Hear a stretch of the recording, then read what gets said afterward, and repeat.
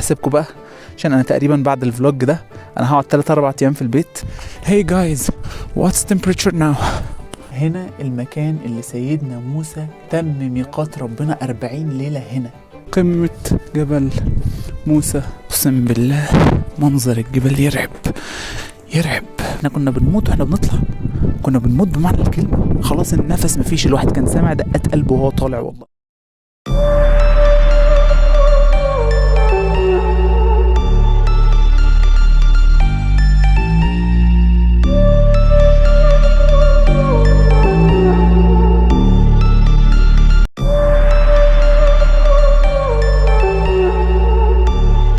احنا هنا في الوادي المقدس اللي ربنا كلم فيه سيدنا موسى. يعني احنا ماشيين في مكان مشي فيه سيدنا موسى في نفس الطريق اللي احنا فيه ده. ربنا قال له ايه؟ فاخلع نعليك. واخلع نعليك هنا يعني طلع الدنيا كلها من قلبك، اخلع كل حاجة عشان انت داخل على الوادي المقدس. يلا بينا نكمل رحلتنا، احنا لسه داخلين على جبل موسى. طبعا الجو تلج بمعنى الكلمة. احنا لسه بنطلع، درجة الحرارة تحت تقريبا 9%. Hey guys, what's temperature now?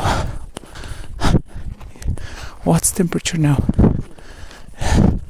يا نهار ابيض، ده لسه بيقول لك فوق ان الدنيا هتبقى ساعة اكتر. اتعب زي ما سيدنا موسى تعب. ده الوادي المقدس، ماشيين في منطقة التجلي. طريق مرهق جدا، مرهق جدا جدا جدا، بس سبحان الله انت ماشي في مكان تجلى في ربنا. المكان كله روحانيات وتجليات عالية قوي قوي قوي قوي. لسه هنقول معلومات الجبال بس لما نطلع فوق اكتر واكتر واكتر. الساعة دلوقتي 4:30 الفجر تقريبا. احنا مش عارفين لسه الدنيا فيها ايه، هنقدر نكمل الجبل ولا لا. 8 استراحات ان شاء الله، ما نريحش في الاستراحة عشان نشوف تعب الانبياء دول تعبوا ازاي. وانت عشان تنجح في حياتك لازم تتعب، مفيش حاجة بتيجي بالطبطبة، كل حاجة بتيجي بتعب واجتهاد. اقسم بالله منظر الجبل يرعب بمعنى كلمة يرعب. يعني عيشة الجبل من أصعب العيشات اللي ممكن تتخيلها، بس هي مصنع الرجال. الراجل دايما هو اللي بيتحمل. سيدنا موسى مشي المسافة الكبيرة دي كلها، احنا هنا طالعين بنموت، احنا لسه في أول الطريق وكله طالع بيموت، كله تعبان بمعنى الكلمة، تعبان ومش قادرين يكملوا، كله مهبط وقاعد. بصوا كده، مش عارف هتشوفوا ولا لأ. سبحان الله سبحان الله. لذلك ربنا قال له ايه؟ يا موسى اني اصطفيتك على الناس برسالاتي وبكلامي، لان انت مختلف يا موسى. وآية تانية ربنا يقول له وانا اخترتك فاستمع لما يوحى. ليه؟ لان انت مختلف، ما انتش زي الناس. عايز يصنع من سيدنا موسى راجل يروح لفرعون يقول له انت ما انتش اله، وارسل معي بني اسرائيل ولا تعذبهم. احنا لسه مكملين مع بعض المشوار، ولسه استنوا اسرار الجبل انا لسه ما قلتهاش. أسرار الجبل أنا هقولها في الآخر، وطاقة الجبل، وليه ربنا تجلى للجبل، وليه الجبل ذكر كتير في القرآن. هنعرف معلومات، خليكم معنا. وصلنا للاستراحة التانية، أقسم بالله ما بقى في نفس، كله تعب، الجروب كله تحت لسه، مفيش إلا 2-3 في الجروب بتاعنا تقريبا اللي وصل للاستراحة التانية. الواحد خلاص بطاريته خلصت، بس لازم نكمل. ده حال الدنيا، تعلمك إنك قلبك يجمد، تستسلمش بسهولة لأي حاجة بتحصل. الجبل بيعلمك كده. يا صباح الخيرات، وصلنا خلاص أخيرا، هانت قمة الجبل. شوفوا كده قدامنا قد ايه، والنفس خلاص، ما بقاش في نفس خالص خالص خالص. يعني يا سيدنا موسى طلعت ده كله. الموضوع ما يستهنش بيه، الموضوع صعب جدا. يعني لسه هنكمل قصة الجبال بعد ما تشوف المنظر ده.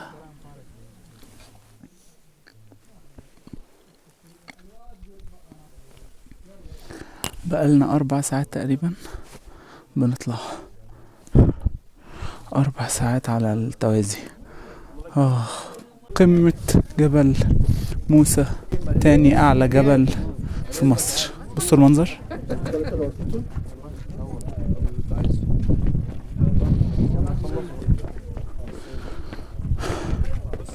رحلة شاقة جدا ومتعبة جدا جدا جدا.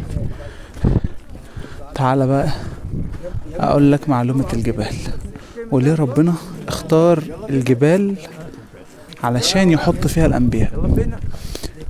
سيدنا ابراهيم لما قال له ارني كيف تحيي الموتى، قال له ايه؟ ثم اجعل على كل جبل منهن جزءا. الجبل صح. ولما تجلى ربه للجبل جعله دكا. شايف الجبل اللي هناك ده؟ ايوه ده الجبل اللي ربنا تجلى عليه، وهتلاقيه مختلف عن كل الجبال، تحس ان هو مهدود كده ما فيهوش صخور. ده اللي ربنا تجلى ليه. الجبل الوحيد اللي هتلاقيه يعني تحس ان هو رماد فعلا، كأنه مدكوك بالظبط. شايف العظمة بتاعت ربنا؟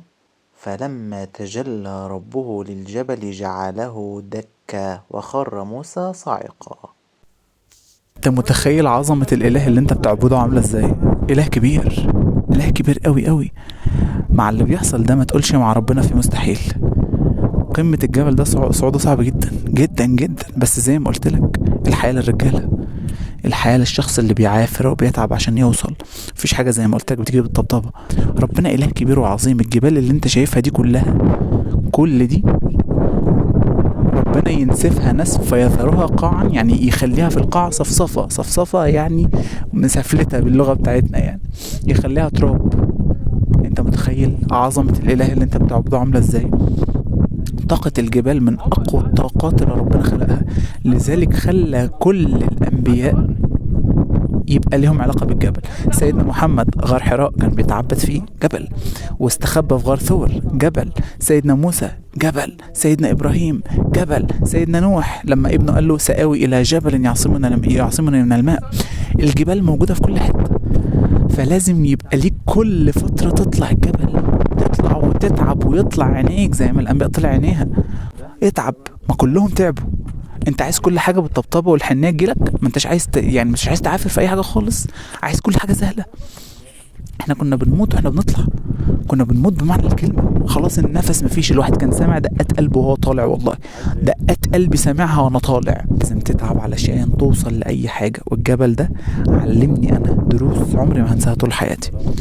الطلعة بتاعت الجبل اللي انا طلعتها دي عمري ما هنسى ابدا. الواحد طلع الجبل المسافة دي كلها مش هتتنسي خالص والله. اتعلمت حاجات كتير قوي. اتعلمت ان انا عافر لحد ما اوصل للحاجة اللي انا عايزها. مفيش حاجة اسمها يأس واستسلام، والله ما هيبقى في بعد كده حاجة اسمها يأس واستسلام. لما تطلع الجبل وتشوف قلق ربنا وتشوف ان سيدنا موسى طلع عينه، لازم يطلع عينك انت كمان عشان توصل وتبقى حاجة كبيرة ما بينك وما بين نفسك عند ربنا. حتى تقابل ربنا تقول له يا رب انا عملت حاجة. ملي عينك بالجبل والشمس.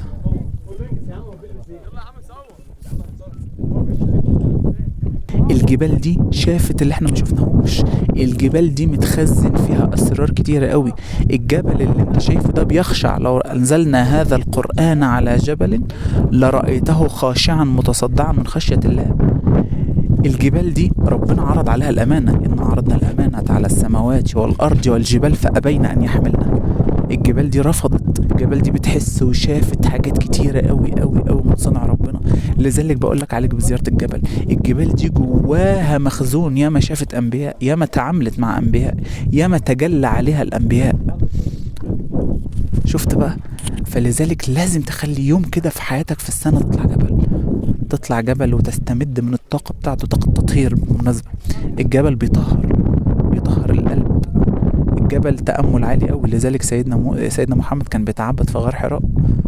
ليه؟ عشان يشحن الجبل طاقة شحن قوية جدا جدا جدا. الجبال دي ربنا قال وإن من الحجارة لما يتفجر منه الأنهار، وإن منها لما يشقق فيخرج منه الماء، وإن منها لما يهبط من خشية الله. كل ده من جبل. الله بغافل عما تعملون. لما ربنا تجلى بس للجبل، نور بس ربنا تجلى للجبل الدك، وسيدنا موسى اتصعق. دلوقتي هننزل المكان اللي سيدنا موسى كان بيتعبد فيه، اللي نزل عليه الوصايا 10. تعالى واخلع نعليك بقى زي ما سيدنا موسى خلع نعليه. هنا بقى المكان اللي ربنا قال لسيدنا موسى فيه: وواعدنا موسى 30 ليلة وأتممناها ب10 فتم ميقات ربه 40 ليلة. ده المكان. يلا كده ننزل نبص عليه.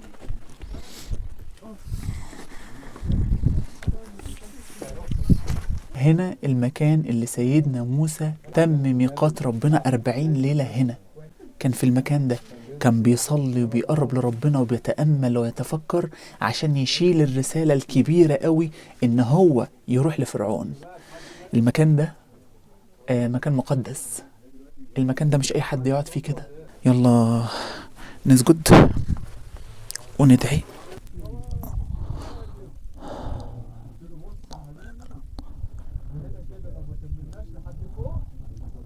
أنا بشكر ربنا إن هو وصلني المكان ده، وإن أقعد مكان سيدنا موسى في الميقات اللي قعد فيه 40 ليلة. فأنا بشكر ربنا في الأول وفي الآخر.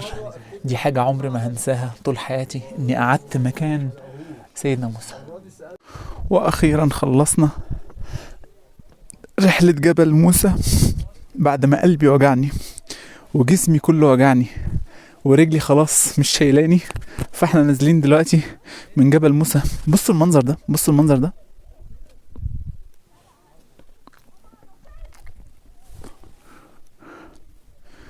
شايف عظمة ربنا عاملة ازاي؟